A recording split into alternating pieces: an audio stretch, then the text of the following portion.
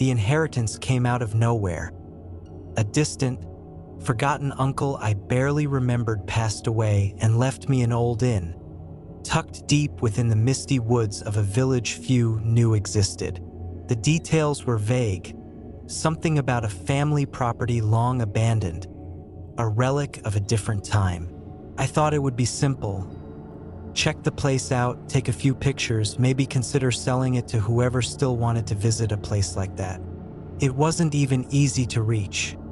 There was only one bridge, narrow and ancient, that led to the village and the inn. But just my luck, on the day I arrived, a brutal storm blew through the valley, snapping the bridge in two, leaving me stranded.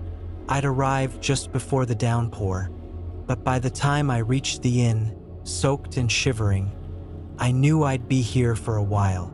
Construction workers were called, but they told me it'd take days, maybe even a week, to repair the bridge. I had no choice but to settle in. The inn itself was chilling from the moment I stepped inside. The air dense and thick with the smell of old wood, dust, and something sour I couldn't place. The silence was oppressive, almost as though it were holding its breath. I'd walked through the front hall, taking in the worn walls and dim lighting, and when I reached my room, I saw it. A letter on the bed, positioned perfectly in the center, as if someone had been waiting for me to read it. The paper was yellowed and brittle, and the handwriting was hauntingly meticulous. My pulse quickened as I read the first line. "For your safety, please follow the rules." The words sent a shiver down my spine. I hadn't expected anything like this, but curiosity, or maybe a sense of dread, compelled me to continue reading. Rule 1. When the first night's clock strikes midnight, you will hear footsteps pacing the hallway. You must lock your door immediately and never open it until the footsteps fade away, no matter how frantic the footsteps become. It won't try to enter unless you invite it. Rule 2. If you see a second mirror in your room that wasn't there before, do not look into it. Cover it with any cloth you can find.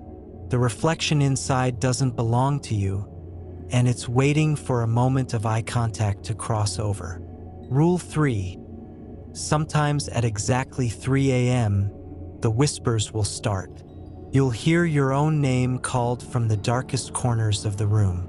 Ignore it, no matter how familiar the voice sounds. Once acknowledged, the voices will get closer to you. Rule 4. If you smell a strong scent of flowers that seems out of place, immediately close your eyes and hum a song until the smell fades. If you do not hum a song, she has found you, and her gaze is poison to the living. Rule 5. If the inn's grandfather clock chimes 4 times at random, check under your bed. If there is a black ribbon tied to one of the bedposts, you must leave the room and not return until morning. The ribbon is a warning that something is waiting for you. Rule 6. If you hear scratching on the window, do not draw the curtains. It only scratches when it thinks you're unaware of it. Acknowledging it will make it stronger, and it will find a way in. Rule 7. There is a cellar door at the end of the hallway. You must never enter it under any circumstances. If you hear soft sobbing coming from the door, avoid the hallway entirely. If the sobbing stops suddenly, it means the thing inside has sensed your presence. I read the rules once, twice, and a third time, feeling the chill settle deep in my bones.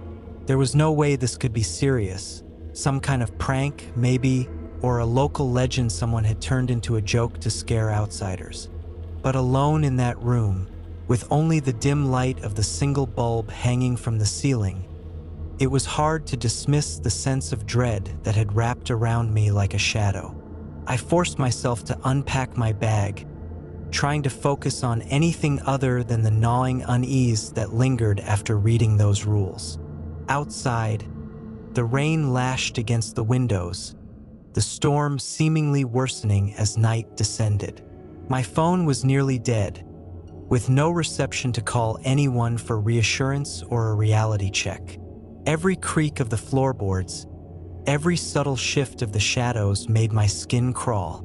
Eventually, I crawled into the bed, pulling the covers tightly around me, glancing once more at the door as if expecting to see something standing there, watching. Hours passed and sleep wouldn't come. I found myself staring at the old grandfather clock just outside my door, its slow, rhythmic ticking the only sound in the overwhelming silence. Midnight was approaching, and the closer it came, the more the air felt thick, almost alive, pressing down on me. My heart raced as the clock struck 12, each chime resonating through the inn like the tolling of some ancient warning. And then I heard it, the slow, deliberate sound of footsteps echoing through the hallway. They started faintly, as if from the far end of the corridor, but they grew louder, each step dragging, scraping along the wooden floor. The rules flashed in my mind, and I leapt out of bed, fumbling with the lock on the door, hands shaking as I turned the bolt. The footsteps came closer, their pace quickening as they reached my door. I held my breath, pressing my back against the wall, heart hammering in my chest. The footsteps stopped directly outside, and then a slow, deliberate knock reverberated through the wood. I squeezed my eyes shut, willing myself not to respond, not to even breathe too loudly. The knocking grew more urgent, almost frantic, the sound echoing through the silent inn. But eventually, after what felt like an eternity, the footsteps faded away, retreating back down the hallway, and the silence returned, leaving me drenched in cold sweat. For a moment, I just stood there, back pressed against the wall, trying to steady my breathing, but every breath seemed to echo back at me, too loud, too quick. The silence was suffocating, as if the walls themselves were leaning in, waiting for me to make a sound, any sound. I could feel the pulse in my temples, each beat a reminder that I was alive and alone in this creaking, empty inn. The footsteps had stopped, the knocking had faded, but the dread lingered, settling into the room like a heavy fog. I didn't dare move, didn't dare break the stillness. My eyes darted to the clock outside the door. It was only a few minutes past midnight, and the night stretched before me, endless and filled with the weight of the unknown. I forced myself to focus on the faint hum of the rain tapping against the windows, a rhythmic, almost hypnotic sound that was somehow grounding, like an anchor holding me back from the edge of panic. Every shadow seemed to twist and pulse, moving just at the corner of my vision, vanishing the moment I tried to catch it. I pulled the thin, musty blanket tighter around my shoulders, its scratchy texture a small, grounding discomfort in the overwhelming sense of unreality. My body was tense, every muscle wound tight, and each creak of the floorboards or soft rustle of fabric felt like a potential threat lurking just out of sight. Sleep was a distant, impossible notion, yet my exhaustion was profound, weighing down my limbs and making my eyes burn.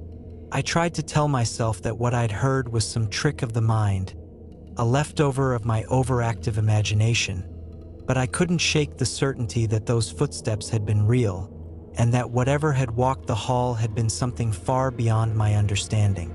Hours passed, each one feeling like a lifetime, the clock ticking down with an agonizing slowness. I stayed awake, staring at the walls, the door, anywhere but the shadows lurking in the corners of the room. It was around 3 when I felt it, a cold draft slipping through the room, prickling my skin and sending a shiver down my spine. The air was heavy with an unsettling stillness, thick enough that it seemed to cling to my skin, pressing against me.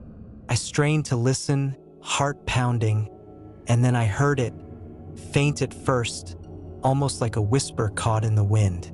My name. It was my own name, carried from some dark, unseen corner of the room.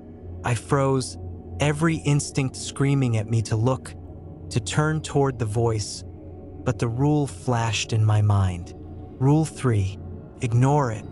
I clenched my fists, nails digging into my palms as I forced myself to stay still, breathing shallowly, focusing on the rhythm of each breath as the whisper grew, growing from a faint murmur to a low, insistent chant. My name, repeated over and over, soft but relentless, each syllable laced with something too familiar, as though it knew me, knew every thought, every fear lurking in my mind. It felt like hours, that insistent voice weaving itself around my thoughts, threading through my defenses, but I didn't give in.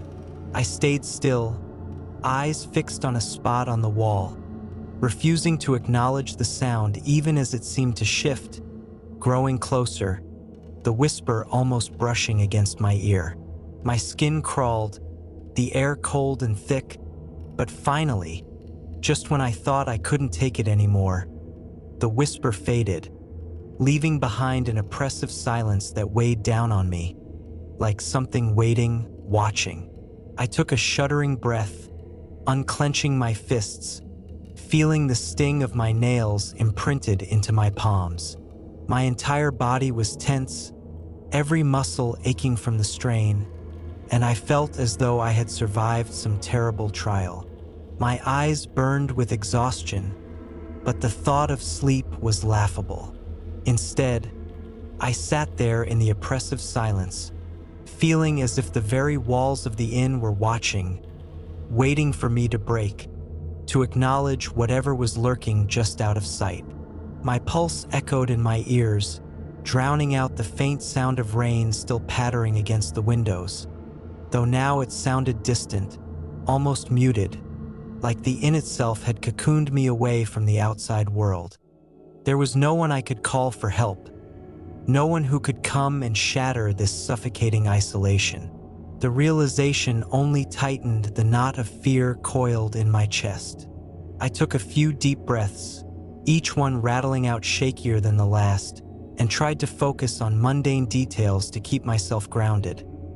The slightly chipped paint on the walls, the intricate floral pattern woven into the worn carpet beneath my feet, the faint, bitter smell of something sour and decayed lingering in the air, like rotting wood mixed with the distant memory of flowers long since wilted and dead. I tried to convince myself that it was all in my head. Hours had passed since the clock struck 12, and the footsteps, the knocking, had been nothing more than an eerie coincidence, a trick of old wood and unsettled dust. The whispering, too, I could reason, was just my mind playing tricks on me, my brain conjuring familiar sounds in an unfamiliar, unsettling place. Yet deep down, I knew the truth. The rules were real. Every creak, every draft, every whisper seemed to confirm it. And the longer I stayed, the more I felt like the walls themselves were closing in, tightening around me as if the inn didn't want me here, or perhaps it did, but not for reasons I wanted to consider. I glanced at the clock again, its hands moving with an agonizing slowness. The room was chilly, the air stagnant, and every exhale seemed to hang around me, swirling in faint, ghostly tendrils that dissipated in the dim light. Time dragged on in that endless, heavy silence. I must have drifted off at some point, lulled into an uneasy half-sleep, but I was jolted awake by a smell.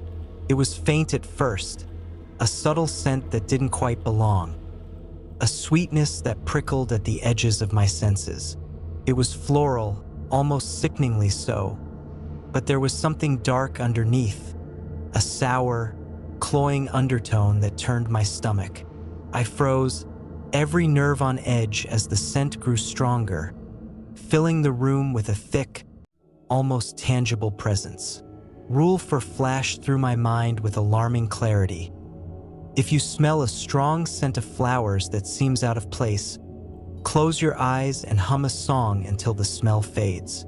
My throat felt dry, my voice weak as panic began to crawl up my spine, but I squeezed my eyes shut, pressing my palms against them as if that would block out more than just my sight. I started humming, a soft, trembling tune that barely reached my own ears, the first song that came to mind. A lullaby my mother used to sing when I was young. I didn't know if it would work, but the words had always made me feel safe. And right now, I needed anything that might offer a sliver of comfort. The smell thickened, wrapping around me, filling my lungs with its sickly sweetness until I thought I might gag. But I kept humming, each note warbling as I struggled to hold it together. The air seemed to press in, growing heavier, colder, until it felt like icy fingers were tracing along my skin, brushing across my arms, my neck. I felt a presence lingering just beyond my closed eyelids, something watching me, waiting. The urge to open my eyes was overwhelming, an itch deep in my mind that begged for release, but I forced myself to keep them shut, my voice trembling as I clung to the lullaby like a lifeline. The smell grew almost unbearable, suffocating, as though it were alive and pressing against me, trying to seep into my skin, my mind. My heart pounded, each beat a sharp, frantic rhythm that seemed to echo in the silence around me. I could sense something circling me, close, so close, and the only thing keeping it at bay was my fragile, wavering song. I don't know how long I sat there, humming until my throat ached, until my lips felt numb. Gradually, the smell began to fade, retreating in slow, reluctant tendrils, as though whatever had been there was disappointed, thwarted. The air lightened, losing that oppressive weight, and the chill receded from my skin. I dared to open my eyes, squinting against the dim light, half expecting to see something lingering just out of reach. But the room was empty, silent once more, though the memory of that floral, poisonous scent still clung to the air. My entire body was trembling, exhaustion settling deep into my bones, but the sense of dread, of being watched, had not faded. I felt like I had passed some twisted test, but at what cost? Every breath felt shallow, my heart racing as I pulled my knees to my chest, trying to convince myself that I was safe, even though every instinct told me otherwise. I couldn't sleep after that. Every sound, every shadow seemed amplified, alive, twisting in the edges of my vision, just out of reach. I stayed awake, eyes darting from corner to corner, flinching at each creak of the floorboards, each gust of wind that rattled the windows. Time had lost all meaning, stretched and distorted by the relentless tension that gnawed at me, until the faintest glimmer of dawn crept through the window, casting pale, sickly light across the room. I let out a shaky breath, relief washing over me at the sight of the sun's rays, weak though they were, breaking through the mist that clung to the inn like a shroud. But the relief was fleeting, for I knew that night would come again, and with it, whatever lurked in the shadows. I spent the day wandering through the inn, hoping to find something, anything, that would make this place seem less menacing in the daylight. The rooms were sparse, filled with old, dusty furniture that looked as if it hadn't been touched in years. The walls were lined with faded wallpaper, its floral patterns dulled and peeling, giving the inn a lifeless, decaying quality that seemed immune to the sun's warmth. I avoided the cellar door at the end of the hallway, its dark wood looming ominously in the periphery of my vision.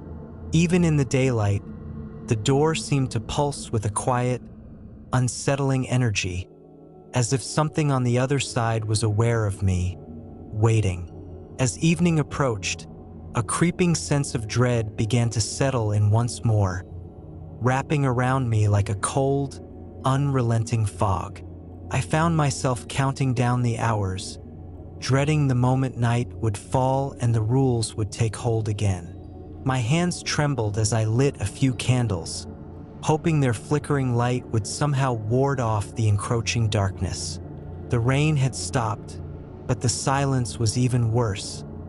It was thick, stifling, as if the entire inn was holding its breath. I tried to distract myself, flipping through a dusty old book I'd found in one of the abandoned rooms, but the words blurred together, my mind too frayed to focus on anything other than the relentless ticking of the grandfather clock. As night fell, I retreated to my room, closing the door with a quiet click that echoed far too loudly in the silence. I felt trapped, a prisoner in this decaying relic of a forgotten past. I sat on the edge of the bed, watching the hands of the clock inch closer to midnight, each tick a countdown to whatever horrors awaited me. The clock ticked, and I could feel each second dragging me closer to midnight, pulling me into a night I didn't think I could bear to face. The thought of leaving, of forcing my way out of the inn, had crossed my mind more than once throughout the day, but reality had an iron grip on me. The bridge was gone, torn apart by the storm's fury, and there was no way out of this village. No car, no signal to call for help, nothing but the oppressive silence of the trees and mist surrounding the inn like a fortress. And with the bridge out, the only road to civilization was cut off entirely. I was stranded, trapped here by sheer misfortune, and every attempt to reason or distract myself was swallowed by the chilling knowledge that, come nightfall, I would be at the mercy of whatever inhabited this place.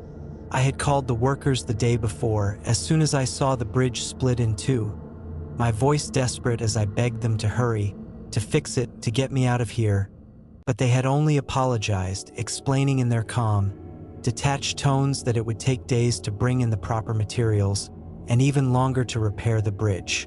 They didn't understand the fear simmering in my voice, the creeping dread that had taken root in my bones.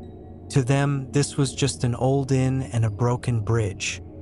To me, it was a prison, and as the shadows lengthened and the sun disappeared, leaving only the faint glow of the moon filtered through mist, I knew there was no choice but to face whatever awaited me.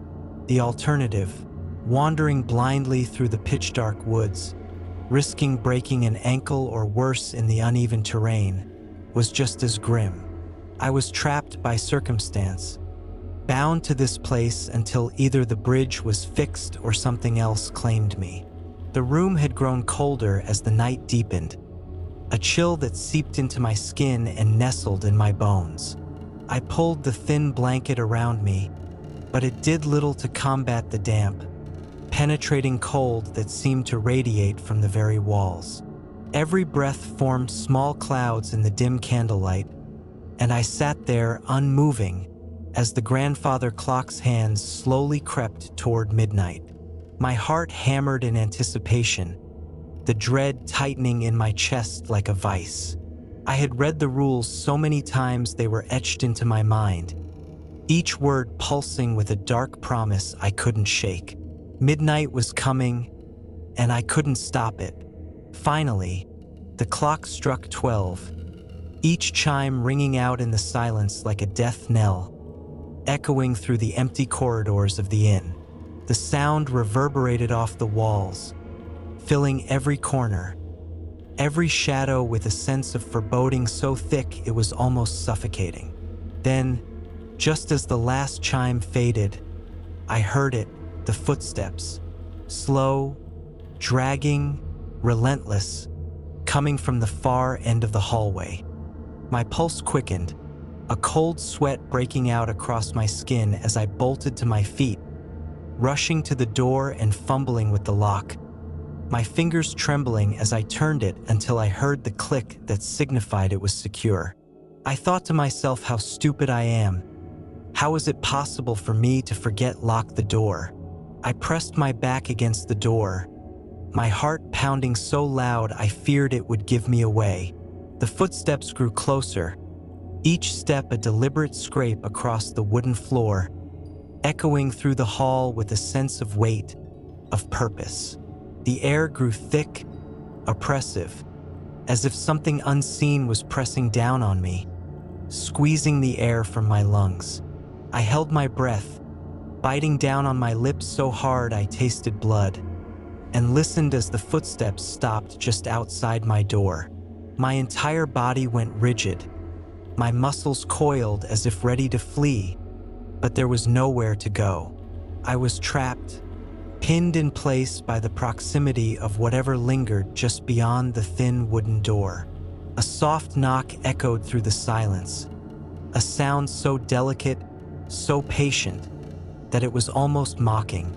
My skin prickled, every hair standing on end as the knock came again, gentle yet insistent, as if it knew I was inside, knew I was listening.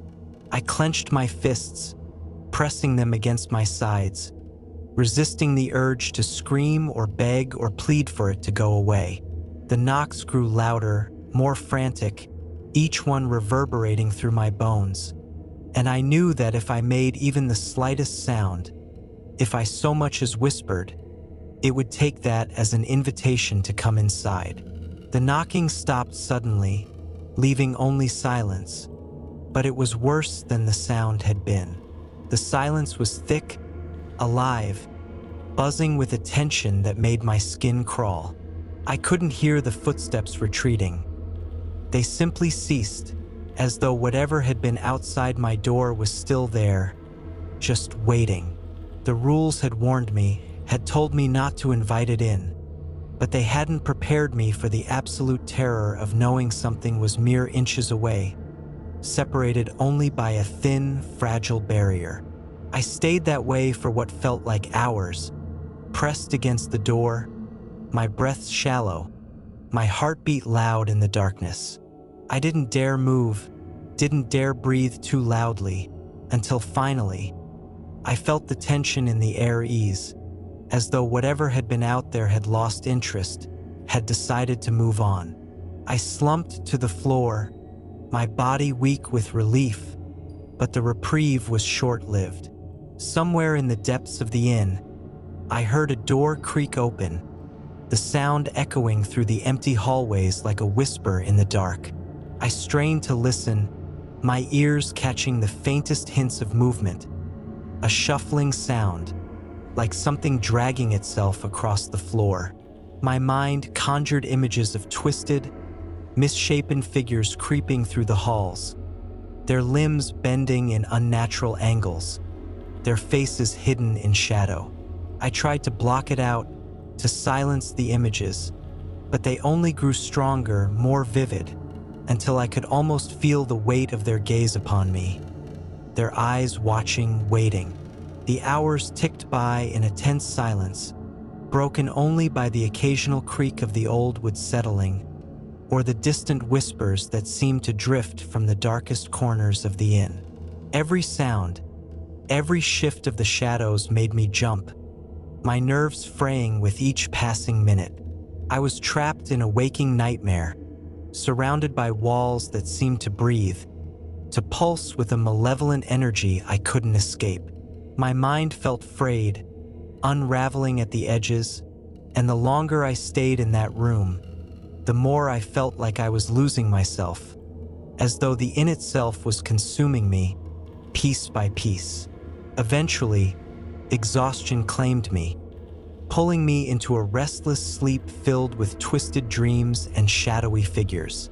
But even in sleep, I couldn't escape the feeling of being watched, of something lurking just beyond the edges of my vision, waiting for me to wake.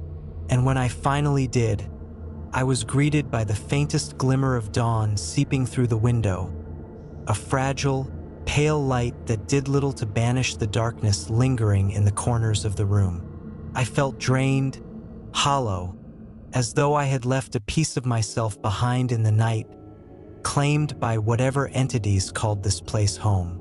I couldn't keep going like this. The thought of spending another night in that room, of facing whatever horrors lurked within the inn, was unbearable. But the bridge was still out, and the workers had been adamant that it would take days to repair. I had no choice but to wait, to endure.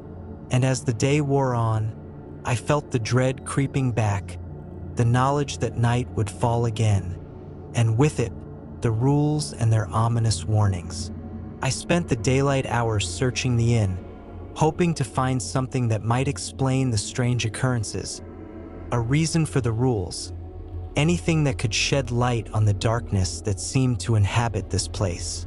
I wandered from room to room, each one filled with the same sense of decay and abandonment, the air thick with dust and the faint, lingering scent of something rotten. Every room felt the same, cold, oppressive, as though they were mere shells, empty facades hiding something far darker beneath the surface. And as I walked, I felt that same oppressive silence bearing down on me, a heavy weight that made it hard to breathe, hard to think. When night fell again, the rules returned to the forefront of my mind, each one a silent threat that loomed over me as I locked myself in my room, bracing for whatever horrors awaited me this time. And as the clock struck midnight, I heard the footsteps once more, pacing through the hall with that same deliberate, agonizing slowness. But this time, there was something else, a faint, dragging sound, like something heavy being pulled across the floor, something that didn't belong in this world. My body went cold, every instinct screaming at me to flee, to escape, but there was nowhere to go. I was trapped, bound by the rules, by the dark, unseen forces that held sway over this place. The inn felt alive, pulsing with a dark energy that seeped into my bones, filling me with a terror so profound it threatened to consume me. I pressed myself against the wall, eyes wide, every muscle taut as I listened to the sounds outside my door. The relentless footsteps, the dragging, the soft, wet sounds that hinted at something monstrous, something that shouldn't exist. I wanted to scream, to break free from this waking nightmare, but I knew that any sound, any movement could be my undoing. The hours ticked by, each second blending into an agonizing eternity as I remained trapped in that room, gripped by a dread that refused to release its hold on me. The rules, now seared into my mind, loomed over me like a dark, oppressive force, their implications growing clearer with each passing night. The footsteps and dragging noises had become all too familiar, their rhythms so engraved into my senses that I could anticipate every sound, every beat, yet they never lost their power to unnerve me. I barely slept, barely ate, my mind and body worn down by fear and exhaustion. And yet I knew that breaking the rules or trying to escape into the woods would only spell disaster. The walls of the inn, though decaying and darkened by age, seemed to close in around me, their surfaces pulsing faintly as if alive, as if the inn itself was feeding on my despair. Days stretched into a nightmare blur, with each night bringing the same chilling rituals that had now become a twisted routine. On the final evening, as I sat huddled against the wall, my mind fraying under the weight of endless fear, I felt a strange calm settle over me. I could no longer distinguish between the quiet and the ominous sounds that filled the inn, could no longer tell where I ended and the inn began. I was becoming a part of it, another lost soul caught in its clutches. And as that realization sank in, a terrifying clarity emerged. I couldn't stay, not if I wanted to keep any shred of my sanity or self intact. But how would I leave? The bridge was still impassable, the village around the inn deserted, and even the light of day did little to pierce the dense mist that wrapped around the place like a shroud. But then, as dawn broke on what I decided would be my final day, I noticed something different. The air felt lighter, and for the first time, a faint glimmer of sunlight filtered through the thick clouds above, casting weak rays across the trees outside. It was barely enough to lift my spirits, yet it felt like a sign, a sliver of hope in this sea of darkness. Gathering my courage, I packed the few belongings I had brought with me, my movements slow and deliberate, as though any sudden action might trigger the wrath of whatever unseen forces governed this place. I kept my gaze averted from the darker corners of the room, refusing to acknowledge the shadows that seemed to watch me, that seemed to know what I was planning. The rules weighed heavily on my mind as I made my way down the creaking stairs, each step filled with the unbearable tension that had haunted me since I first arrived. I knew the inn wouldn't let me go so easily, that it would try to claim me as it had surely claimed others before.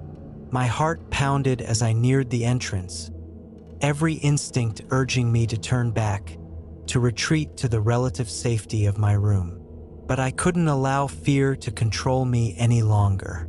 I had come too close to losing myself, to being consumed by the darkness that lurked in the inn's halls.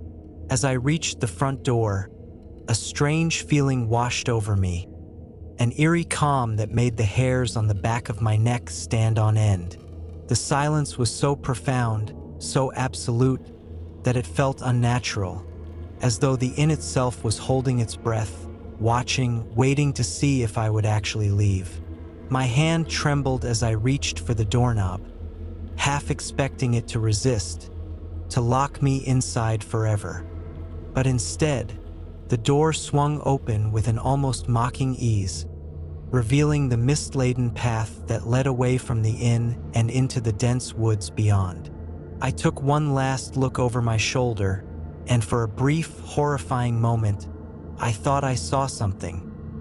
A dark shape shifting in the shadows at the far end of the hallway, watching me with a silent, malicious intent.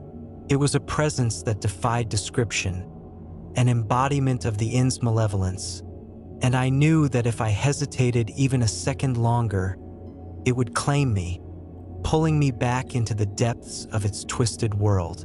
With a deep breath, I stepped outside, the cool morning air washing over me like a balm, chasing away the stifling, unnatural cold that had clung to me inside the inn. I didn't look back as I made my way down the path, every step taking me further from the inn, further from the nightmare that had threatened to swallow me whole. The mist parted as I walked, and I felt a strange lightness, as though some unseen weight had finally lifted from my shoulders.